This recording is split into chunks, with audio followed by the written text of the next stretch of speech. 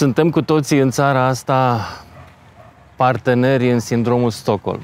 Adică România e o țară care ne face să suferim și noi o facem să sufere pe ea și cu toate astea rămânem împreună dintr-un motiv de neînțeles. E ok țara.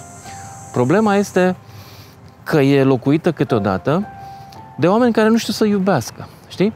Eu cred că sunt același gen de om care își bate nevasta și pretinde că o iubește, e omul care aruncă gunoi în România și pretinde același lucru, că își iubește țara. De fapt, el nu își iubește țara cu adevărat. El își iubește obiceiurile, își iubește tabieturile, își iubește plăcerile, dacă stai să te gândești bine, dar locul ăla din jurul lui e foarte îngust, locul pe care îl iubește de obicei. Aceste imagini ne sunt familiare, poate atât de familiare încât au intrat în obișnuința noastră și, de fapt, nu le mai vedem.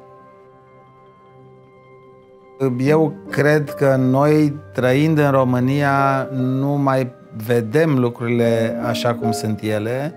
Vedem, unii, în special străinii, văd problemele legate de curățenie și de deșeuri, noi nu le mai vedem.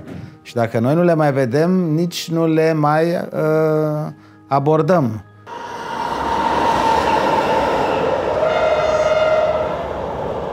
Acum vreun an am mers cu trenul, nu mai mersesem de mult și am plecat de la București la Brașov și cel puțin primii 20-30 de kilometri am zis că nu e adevărat.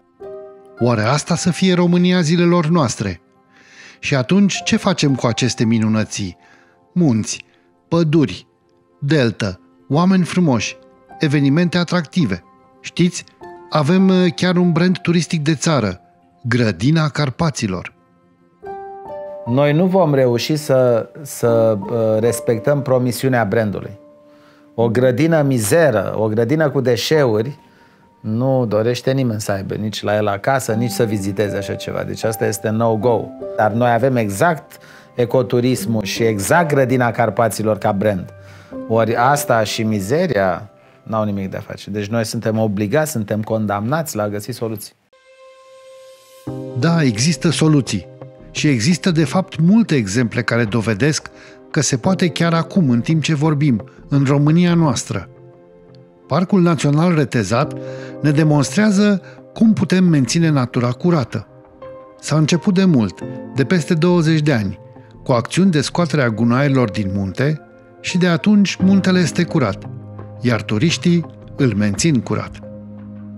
Cred că retezatul este un model de abordare pentru a păstra un munte curat. Cred că în retezat turiștii sunt responsabili și iau cu ei gunoaiele lor, dar mai mult decât atât am văzut adesea turiști care adună și un muc de țigară de pe potecă pentru că li se pare că îi deranjează. Dacă ne uităm la județele țării, problema pare complicată și de multe ori fără ieșire. Multe din localități și vecinătatea lor sunt invadate de gunoaie. Administrațiile publice adeseori par depășite de problemă și totuși avem modele de urmat. Județul Hunedoara este unul din județele care a accesat sistemul de management integrat al deșeurilor. Este un proiect al Uniunii Europene care a fost implementat în România. La blocuri avem containerele, sunt pe 4 fracții, containerul negru deșeu menajer, containerul albastru deșeu hârtie și carton, containerul galben PET și doză de aluminiu, iar containerul verde sticla. Mulți dintre noi suntem sceptici că în spatele unei colectări selective se întâmplă ceva eficient. Ne aflăm pe amplasamentul Centrului de Management Integrat al Deșeurilor de la Bârcea Mare, din județul Hunedoara. În fluxul de sortare, deșeurile sunt separate pe banda de sortare în 8 fracții. Avem fracție de carton, avem fracția de PET, avem dozele, sunt conservele, plasticurile, folia și sticla care vine și e recuperată separat, în mașini separate și depozitată separat. Toate aceste fluxuri sunt după aceea balotate, sunt comasate în baloți, depozitate pe platforma de depozitare în vederea valorificării. Printr-o colectare selectivă, o mare parte a gunoiului se transformă de fapt în materie primă, ce intră în lanțul economic.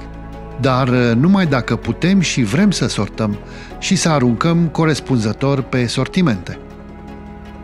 Dacă el nu-l spălăm, nu clătim un picuț sticla aia cu ketchup, nu doar că ai recipientul ăla, nu l-ai curățat, ăla mai contaminează câteva în jurul lui. Ai contaminat și celelalte, care nu mai pot fi duse la reciclare. Ajung la depozitare la groapa de gunoi, se umple repede groapa, dar sunt costuri foarte mari.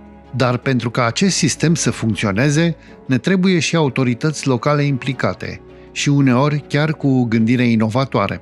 Noi am separat gunoiul în două tipuri de gunoi. Gunoi reciclabil, deci gunoi care poate fi reciclat, și aici avem saci de 120 de litri, saci care costă doar un singur leu. Operatorul care ridică gunoiul are posibilitatea să citească codul de bare de pe sacul respectiv și atunci am făcut în așa fel să ne dăm seama cam cine a cumpărat sacul, cine aduce gunoiul și cine respectă regulamentul care l-am agreat noi în Consiliul Local la nivel de localitate. Gunoiul, surprinzător, este despre noi. Este parte din lumea în care trăim.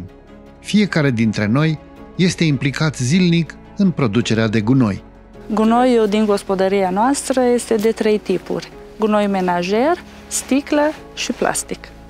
După selectarea gunoiului pentru animale și compost, o cantitate foarte, foarte mică rămâne și aceea o scoatem la poartă. Nu aș vrea să mai aud cuvântul deșeuri, gunoaie în natură sau în parcul național. Tot ce ducem acolo, de multe ori ducem când mergem și mâncare, și băutură, kilograme întregi, întotdeauna am spus că putem aduce înapoi câteva sute de grame de resturi, deșeuri.